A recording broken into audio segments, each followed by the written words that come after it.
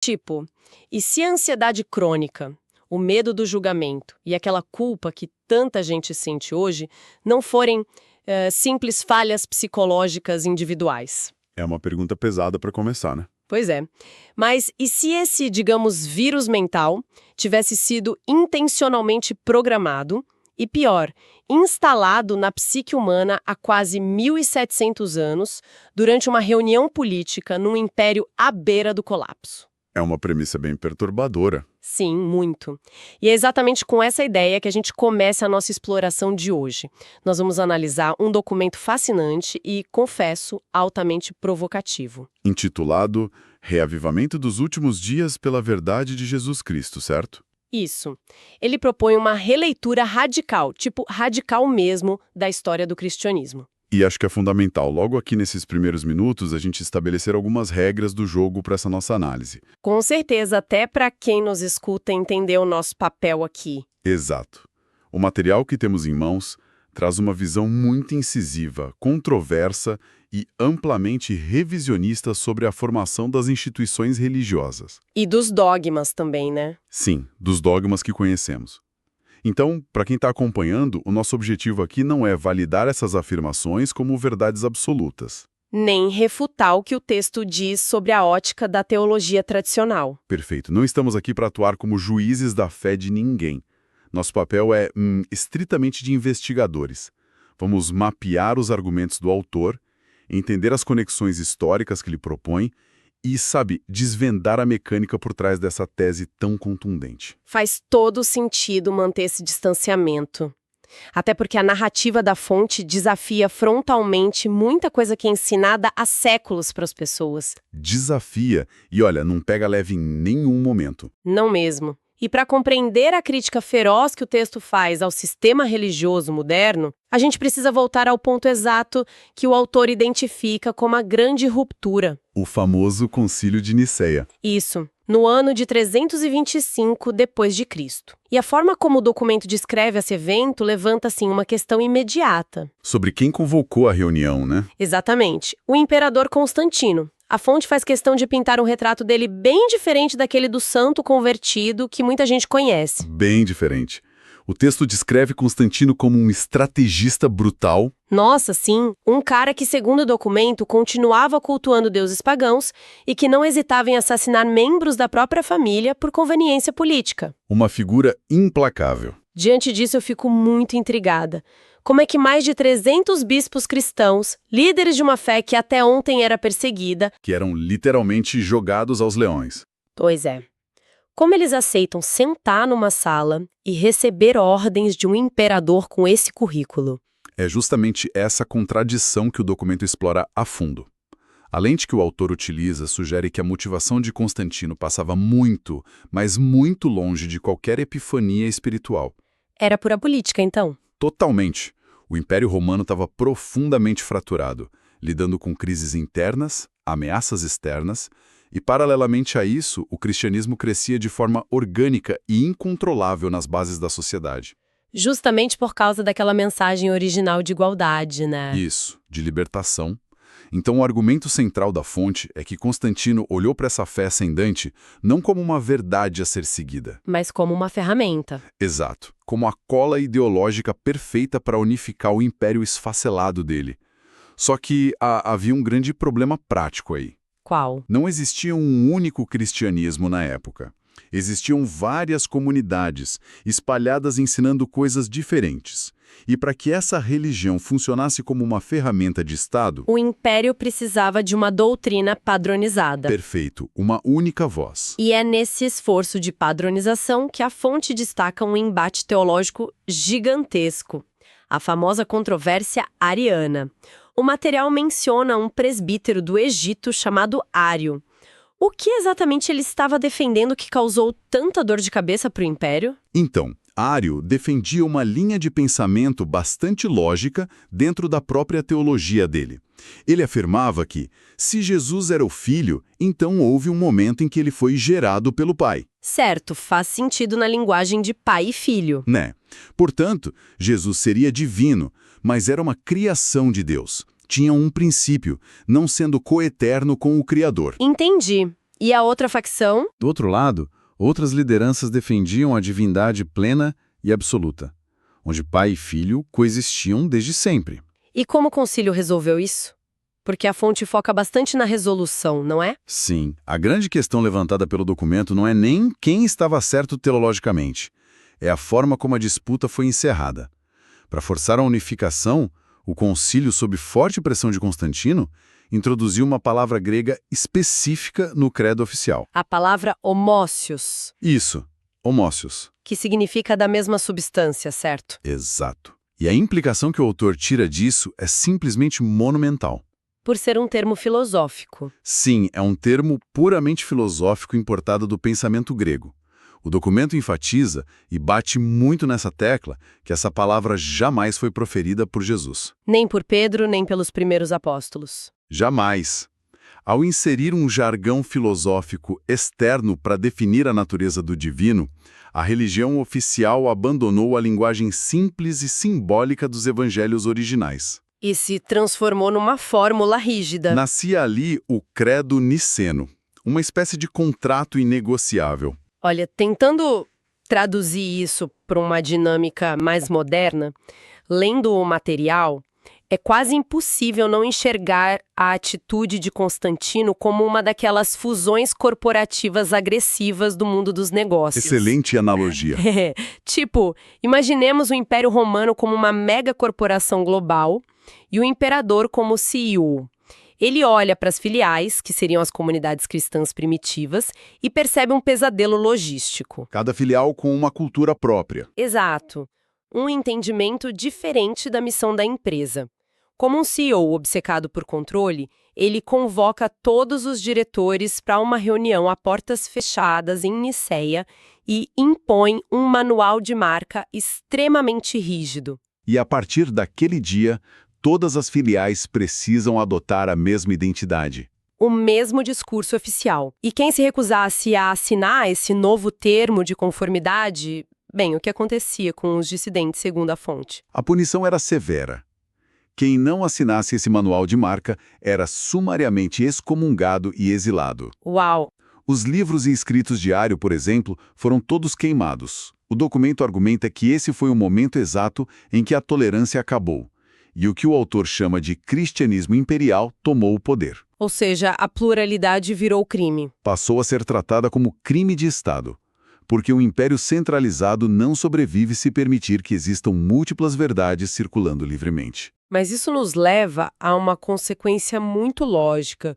Se um manual oficial foi imposto a ferro e fogo e uma única versão da história foi chancelada pelo Estado, para onde foram parar as outras versões? Elas foram sistematicamente apagadas. O texto dedica um espaço fascinante para falar sobre isso, esses cristianismos apagados. A narrativa menciona que antes de Niceia havia uma diversidade imensa. Grupos como os ebionitas, seguidores de Maria Madalena. Sim, a pluralidade era a regra, não a exceção. Os ebionitas, por exemplo, eram cristãos de origem judaica que viam Jesus como o Messias humano. Um profeta extraordinário, mas sem a divindade literal? E isso, eles rejeitavam o nascimento virginal e a divindade. Havia também tradições ligadas a Maria Madalena, tratada em textos antigos como a discípula que mais compreendeu os ensinamentos profundos. Mas o foco principal de supressão, descrito pelo autor, recai sobre o gnosticismo, certo? Sem dúvida, o gnosticismo. E a visão gnóstica descrita no documento, ela vira ortodoxia de cabeça para baixo. Pelo que o texto expõe, eles acreditavam que o mundo material era obra de um ser inferior. O famoso demiurgo. Isso, uma divindade menor e punitiva. E a salvação, para eles, não tinha nada a ver com o sacrifício na cruz ou obedecer a regras. A salvação era um despertar interior. Eles acreditavam que a verdadeira faísca divina já estava dentro de cada um. E o autor traz uma evidência material incrível para provar que esse pensamento era forte na época. A descoberta de Nag Hammadi. Como é que esses textos apareceram? É um dos relatos arqueológicos mais impressionantes do século XX. O documento detalha que em 1945, no Egito, camponeses locais estavam cavando em busca de fertilizante natural. No meio do deserto. No meio do deserto. e encontraram grandes ânforas de cerâmica seladas e enterradas. E o que tinha dentro? Dezenas de códices de papiro antigos, manuscritos que foram escondidos lá no século IV. Provavelmente por monges que sabiam que guardar isso após Nicéia era uma sentença de morte, né? Com certeza, os bispos imperiais haviam ordenado a destruição de qualquer literatura não aprovada. Eles enterraram para salvar a memória dessa fé. É de arrepiar, e a fonte destaca alguns evangelhos específicos achados lá. Sim, o Evangelho de Filipe e o Evangelho de Tomé. E o autor do nosso documento destaca uma citação específica atribuída a Jesus no Evangelho de Tomé, que sintetiza toda essa visão. O reino está dentro de vós e fora de vós. Exatamente. Não está em prédios de pedra, não está em rituais conduzidos por sacerdotes. O que, parando para pensar, levanta um questionamento prático quando a gente observa a engrenagem do poder. Vamos pensar com a cabeça de um governante de um império gigantesco. Certo. Se uma vertente religiosa, como esse gnosticismo, prega que Deus está inteiramente dentro do indivíduo, que a pessoa não precisa de intermediários, de templos, nem obedecer a uma hierarquia terrena para alcançar o divino, O imperador fica de mãos atadas. fica. Como é que o Estado vai justificar a cobrança de impostos em nome de Deus? Como vai recrutar exércitos ou exigir submissão de uma população que tem total autonomia espiritual? Simplesmente não consegue. Não tem como. É por isso que, sob a ótica da análise sociopolítica do autor, essas correntes não foram perseguidas por um mero zelo teológico. Era uma ameaça política. Uma ameaça intolerável à governabilidade.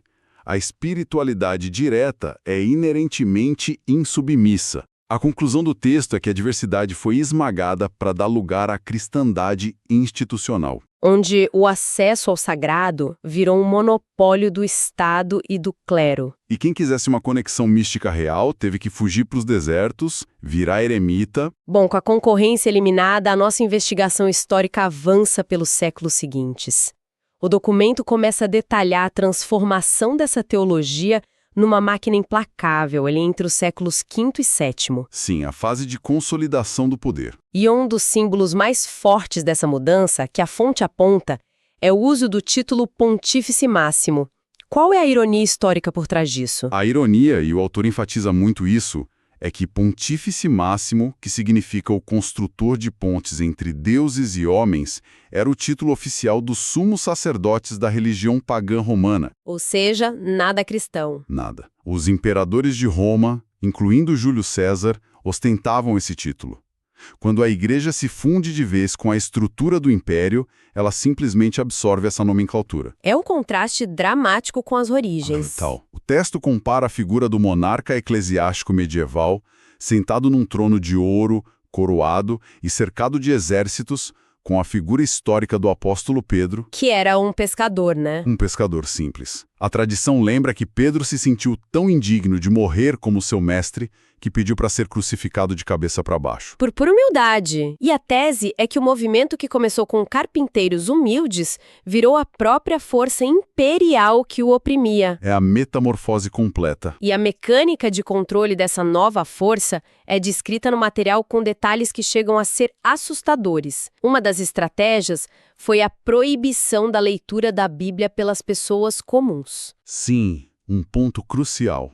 É uma lógica muito pragmática. Por que proibir o próprio livro que fundamenta a religião? Porque o texto sagrado, se lido e interpretado livremente pelas massas, gera questionamento. O documento argumenta que a manutenção da Bíblia exclusivamente em latim funcionava como uma barreira de segurança. Já que o povo comum não falava latim. Exato. Isso garantia o monopólio absoluto da interpretação. Se as pessoas não podem ler o contrato original, elas têm que aceitar cegamente o que o porta-voz da empresa diz. É a consolidação final do monopólio. E para manter isso funcionando, a fonte descreve o uso da força bruta. A Inquisição, por exemplo. A Inquisição é citada como um mecanismo de terrorismo de Estado. Mulheres sendo queimadas vivas sob acusação de bruxaria, simplesmente por conhecerem o uso curativo de ervas. Estudiosos mortos por observarem as estrelas. E as cruzadas, retratadas como campanhas militares disfarçadas de zelo religioso. Mas, financeiramente falando, o ápice dessa máquina talvez seja o mercado de indulgências. É aí que a comercialização do sagrado atinge o clímax, segundo a narrativa. As indulgências eram, na prática, a venda do perdão. Venda de lotes no céu? Quase isso. O sistema convenceu as populações europeias de que o sofrimento no purgatório poderia ser encurtado com o pagamento em dinheiro à igreja. Tem aquela frase infame do Johann Tetzel no documento. Sim, o grande vendedor de indulgências no século XV. A frase é: assim que uma moeda tilinta no cofre, uma alma salta do purgatório. Nossa! É muito chocante ouvir isso hoje. Para a lente analítica do texto, isso prova que a fé havia sido convertida num modelo de negócios extremamente lucrativo, sustentado pelo pânico. E falando em modelo de negócios e na retenção de riquezas, tem um ponto levantado na fonte que oferece uma perspectiva brutalmente pragmática sobre o celibato obrigatório dos padres. Esse argumento é muito interessante. Muito. O autor defende que o celibato não tem nada a ver com pureza espiritual. Ele até lembra que as escrituras indicam que o apóstolo Pedro era casado. Se uma sogra, inclusive. Sim. Então, se não foi por pureza, qual foi o mecanismo econômico por trás do celibato? A retenção de patrimônio, pura e simples. O texto desvenda a engenharia administrativa disso. Durante a Idade Média, a igreja acumulou vastas extensões de terra, doações, propriedades. E se os padres tivessem herdeiros legítimos? Todo esse patrimônio correria o risco de ser fracionado e herdado pelas famílias deles após a morte. Faz todo sentido econômico. Ao impor o celibato como dogma irrevogável, o sistema garantiu que o clero não tivesse herdeiros legais, fazendo com que as riquezas ficassem centralizadas na instituição. É um choque de realidade enxergar a história por esse prisma de gestão de recursos, sabe? É uma destruição completa. Mas é agora que a nossa análise entra na fase mais profunda e incômoda do texto. O autor reconhece que os tempos mudaram. As fogueiras da Inquisição foram apagadas. O comércio explícito de indulgências acabou. Só que o argumento central dele é que a prisão não deixou de existir. Ela apenas mudou de endereço. Saiu da praça pública e foi para a mente. Exato. O sistema tirou as correntes das mãos e as instalou silenciosamente dentro da cabeça das pessoas, utilizando a ferramenta mais poderosa, a culpa. Essa transição para o controle psicológico moderno é um dos pilares mais fortes do documento. O autor explica que o mecanismo para isso foi a subversão da ideia de inferno. Aquela palavra original usada por Jesus, Gehenna, não é? Isso. Nos evangelhos, a palavra frequente era Gehenna, e o texto esclarece que a Gehenna não era um reino metafísico cheio de demônios. Era um lugar físico? Sim, era um grande vale fora dos muros de Jerusalém, usado como lixão da cidade. Lá, o fogo queimava dia e noite para consumir os detritos. Então era uma metáfora visual para as pessoas da época? Precisamente. Uma metáfora para ilustrar o estado de uma vida desperdiçada. Uma alma que se consome em escolhas destrutivas, se afastando da luz. E como a instituição distorceu isso? O documento argumenta que as lideranças pegaram essa alegoria e a transformaram de propósito numa ameaça literal e aterrorizante. Um local de tortura eterna? Operado por um Deus que atua como juiz implacável. Tudo para forçar a obediência pelo terror absoluto. É o sequestro emocional da fé. E o impacto disso hoje, segundo a fonte, é devastador. O autor diz que o sistema colou um código de barras invisível de indignidade na testa de cada ser humano. E os exemplos que ele traz sobre isso são bem dolorosos. Muito.